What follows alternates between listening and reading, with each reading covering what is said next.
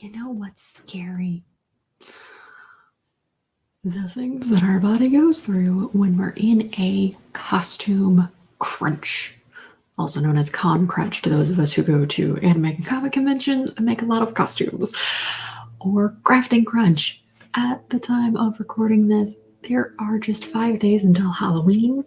So while I tend to put myself through this all throughout the year in my cosplay hobby and going to conventions, now that those are more of a safe thing again, uh, you might be going through something similar, trying to bust out your last minute Halloween decorations or costumes for the kiddos or for yourself. So I wanted to pop in with a quick few tips on how to keep your body running and not falling apart. Avoid destroying yourself as you create lots of awesome, happy things. I am prepared with my coffee that I have already drank, so I can't show that to you. I have my Caffeine Powers Activate t-shirt on because I'm about to go back down into my basement workshop and keep working on some things because I have a convention to go to for this weekend. So my deadline is a little sooner than yours. So I know firsthand what you're going through. The reason I'm not in my basement right now for recording this is because my husband is downstairs working on his part of our current craft project and he's using lots of loud things. So I'm upstairs at my desk getting this out for you. When you are in costume crunch or crafting crunch, when you're in crunch time, your focus is almost 100% on what it is you're making and how much time you do not have. Your focus is very little on what your body is doing and what your body needs. I often have to remind my husband, babe, we need to eat. Because we just forget. We get so wrapped up in things. And we also get wrapped up in what we're doing to the point that we aren't paying attention to what our bodies are doing in space and taking care of our posture and taking care of our physical needs, what our joints need, what our muscles need. And I, for one, am already feeling it in my neck. I've got a crazy crick in my neck that I will be seeing my chiropractor to take care of later next week after everything is said and done. By the way, if you need some assistance with some of those crafting related aches and pains, reach out to me. Let's see if I'm the right fit for you. 636-751 3150. Send me a voicemail or a text message and we'll get to chatting with a no charge consult and see if I'm the right fit for you for getting rid of all of the scary aches and pains that you might have going on from getting everything ready for Halloween or a convention if you're in the convention world like me. So what can we do to avoid those breakdowns as we're building things?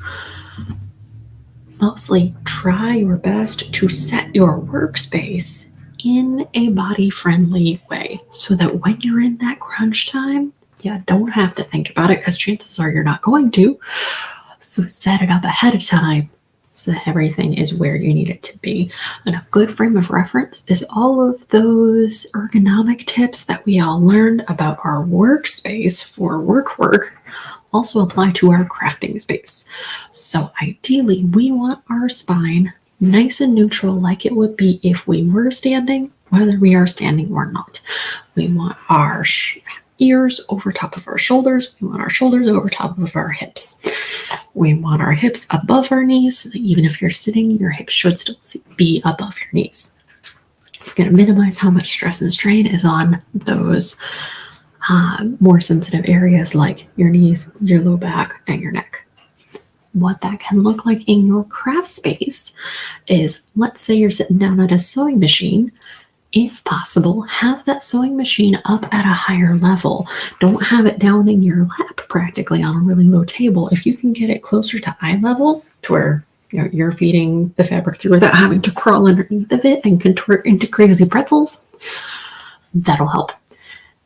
Likewise, your chair that you are sitting in, if you can get a computer chair or something adjustable to where you can raise the seat so that your hips are higher than your knees, that will save your back a whole heap of bunch.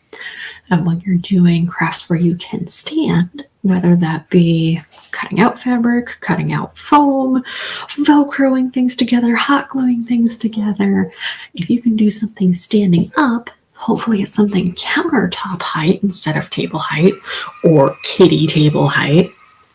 That'd be great. If you can avoid what my husband loves to do, which is being a floor gremlin and kneeling or sitting on the concrete floor of your basement for hours on end working on crafts, your body will really thank you if you do not do that. Now, that said, all of these tips are given in the frame of the ideal world where you can set your workspace to be whatever it is you most need for your body to be happy. AKA, I know that's not the real world. You and I both know that's not practical or feasible or even possible to hit every little tip 100% of the way, 100% of the time. I get that. But every little piece that you can incorporate to the best of your ability will absolutely help. And if you find yourself falling apart in the middle of your project or afterwards, reach out to me and let's see if I can help you get back on your feet and help you enjoy the things that you built.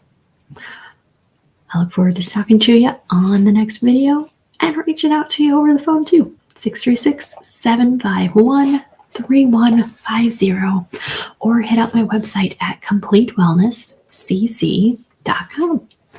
Enjoy making all sorts of awesome stuff. I'd love to see what you make, so share that with me as well. I'll catch you guys next time.